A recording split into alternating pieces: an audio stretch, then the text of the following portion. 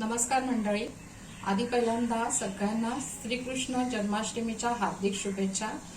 आज मी बनवणार आहे काळ्या वाटाण्याचा रस्सा। त्यासाठी लागणारं साहित्य आहे, इथे मी काळा वाटाणा आहे तो उकडून घेतलेला आहे। त्यानंतर इथे आपण वाटप करणार आहोत। त्यासाठी लागणारं साहित्य आहे कांदा, सुकं खोबरं घेतलेलं आहे, लसूण आणि आलं घेतलेलं आहे। हे आपल्याला वाटपासाठी हवं आहे। त्यानंतर फोडणीसाठी लागणार आहे आपल्याला एक तेजपत्ता, कढीपत्ता, बारीक चिरलेला कांदा, कोथिंबीर आणि इथे आपले सुके मसाले आहेत। त्यामध्ये आहे लाल तिखट, धना जिरा पावडर, हळद आणि गरम मसाला, मीठ आणि तेल। आधी आपण वाटप तयार करून घेऊ।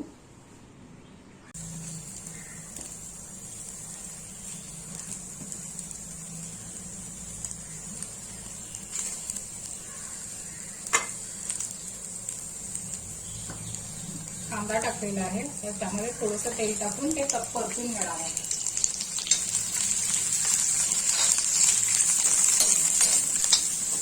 कांदा थोडा लालसर झालाय, आता मी ह्यामध्ये आलं, लसूण आणि सुकं खोबरं हे घालून चांगलं परतून घेणार आहे।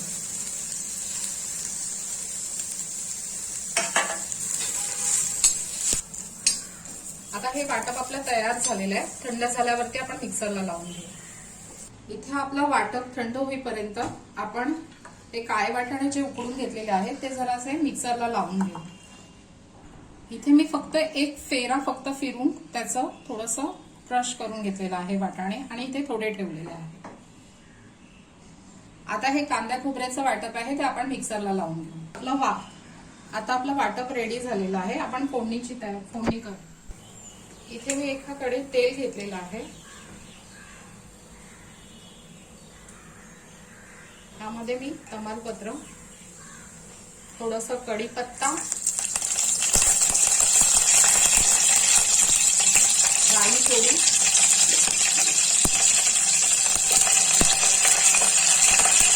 आणि कांदा,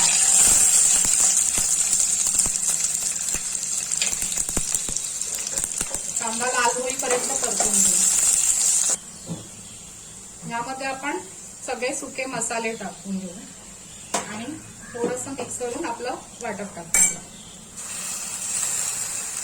हे कांदा खोबऱ्याचं वाटप आहे, चांगलं तेलावरती परतून घेऊ।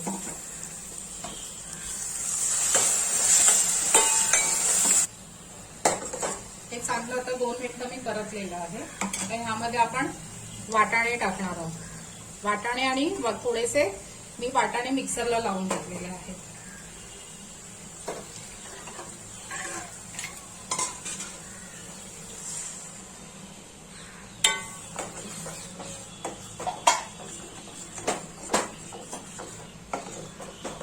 त्यामध्ये मीठ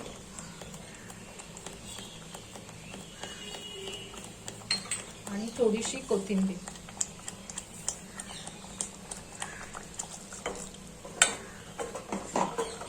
थोडंसं पाणी अजून टाकणार आहे।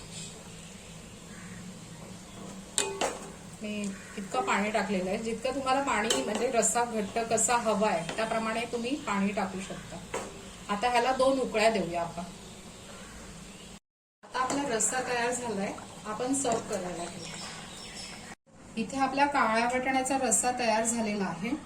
आज आमच्या कोकणात सगळीकडे तुम्हाला आंबोळ्या, इथे शेंगलाची भाजी म्हणजे आपला मोरिंगा म्हणतो त्याच्या पानाची भाजी, बटाट्याची भाजी, दही आणि काळ्या वाटाण्याचा रस्सा हे सगळीकडे तुम्हाला मिळेल।